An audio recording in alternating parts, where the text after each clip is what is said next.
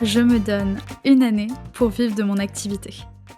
Hello, bienvenue pour ce nouvel épisode en solo sur 1001 ambitions. Un épisode un petit peu particulier aujourd'hui puisque j'ai décidé que tu serais, enfin ce podcast, sera aujourd'hui mon journal intime business.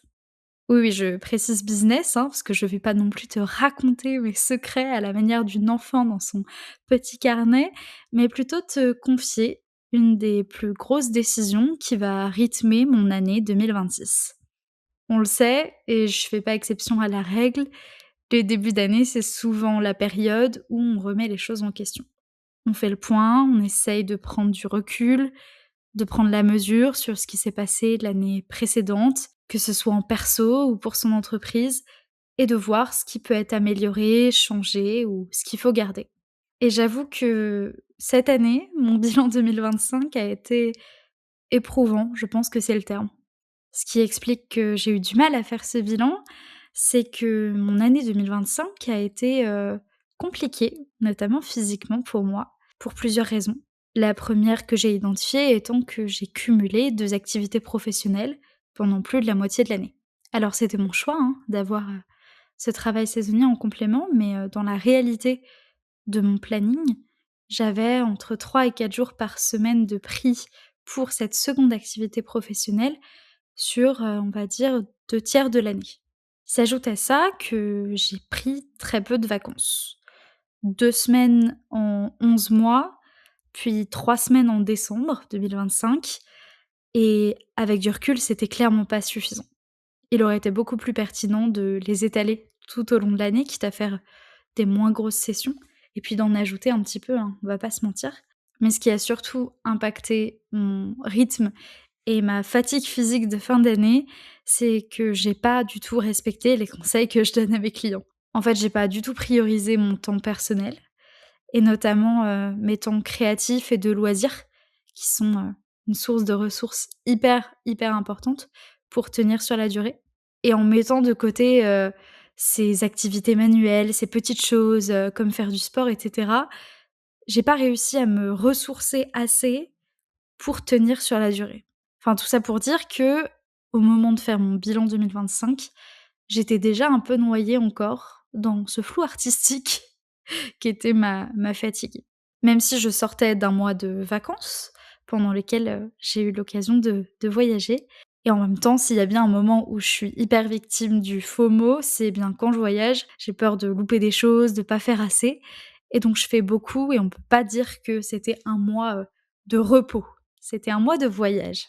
Bref, je suis arrivée en janvier avec une accumulation de fatigue assez importante et il se trouve qu'à la fin de mon voyage, mon corps, m'a imposé du repos.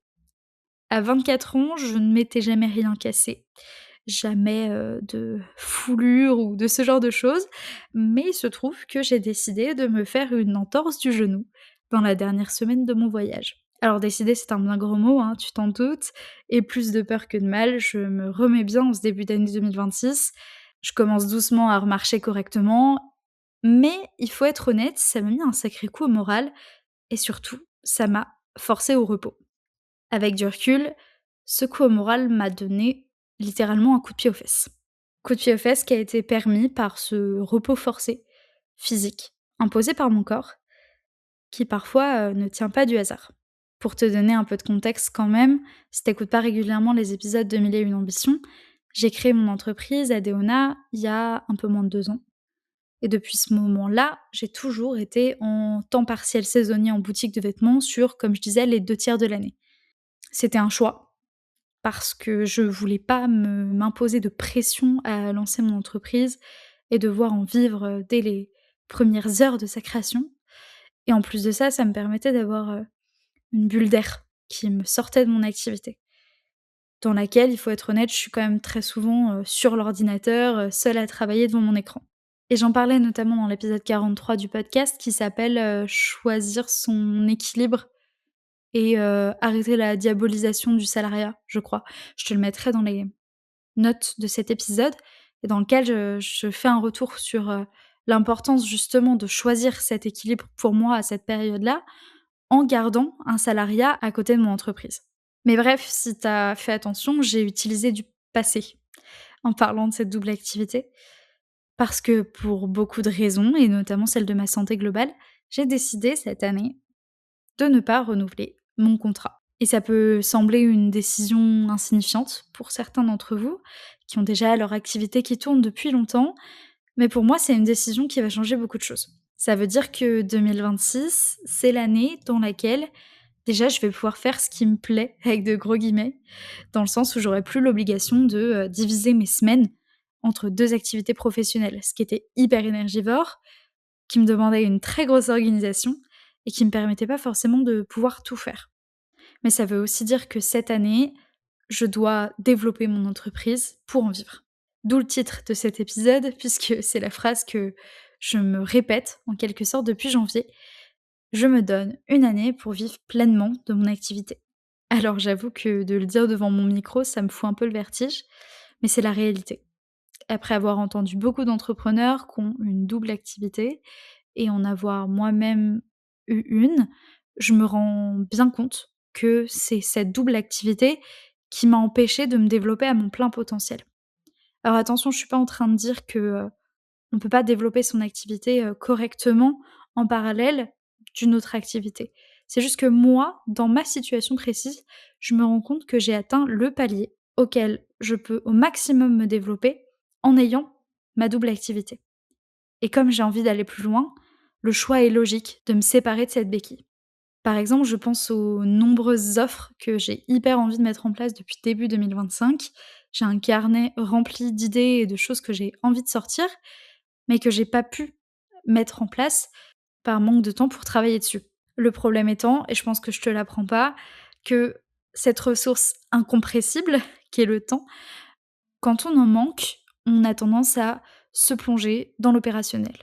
Travailler pour ses clients notamment, qui semble toujours plus urgent que de travailler sur son entreprise, mais du coup, on délaisse la partie développement, la partie création, innovation, qui pour autant est ce qui va permettre à notre entreprise de se développer. Donc voilà, aujourd'hui j'ai envie de me concentrer sur cette partie développement justement, et sur comment construire une nouvelle stratégie avec ce temps qui m'est à présent disponible. Que ce soit les nouvelles offres que je veux créer, comment je veux continuer de faire grandir celles qui existent déjà et surtout quelle stratégie je vais mettre en place pour arriver à vivre correctement de mon activité d'ici à fin 2026. Donc c'est un gros challenge pour moi en ce début d'année, mais bon, un challenge qui me semble pas, insurmontable. Je pense simplement qu'il faut que je m'assure de faire des choix éclairés, pour que chaque action tende vraiment vers du développement et justement, pas rester dans l'opérationnel comme j'ai pu le faire auparavant, pour entre guillemets «maintenir» ce qui existait déjà. Ce qui pour moi a vraiment, a ralenti la croissance qui aurait été possible pour mon entreprise. Donc en bref, 2026, c'est l'année où je choisis l'inconfort. Un inconfort financier, clairement, puisque je pourrais pas compter sur, ma deuxième activité pour gagner de l'argent et vivre. Mais au final, je gagne en confort de vie, en liberté et surtout en opportunité. Je sais pas vraiment où va me mener cette année, si je vais atteindre mes objectifs ou si je vais devoir faire machine arrière à un moment donné, mais une chose est sûre, c'est que pour le moment, je vais essayer pour n'avoir aucun regret par la suite. Un épisode à cœur ouvert en ce début d'année pour, te partager ce qui anime mes pensées, depuis, ce début de mois de janvier et qui te donnera peut-être envie de toi aussi choisir l'inconfort pour cette, nouvelle année 2026, qui sait? Si encore avec moi en cette fin d'épisode, je te remercie pour ton écoute et n'hésite pas à partager cet épisode à un ou une entrepreneur de ton entourage qui vit peut-être la même chose que moi actuellement. Je suis certaine que la plus grande force des entrepreneurs, c'est leur capacité à s'entraider, donc ça me ferait très plaisir de pouvoir échanger avec, l'un ou l'une d'entre vous. Sur ce, je retourne à mes brainstorming interminables, parce qu'il faut bien mettre en place cette nouvelle stratégie dont je vous parle aujourd'hui.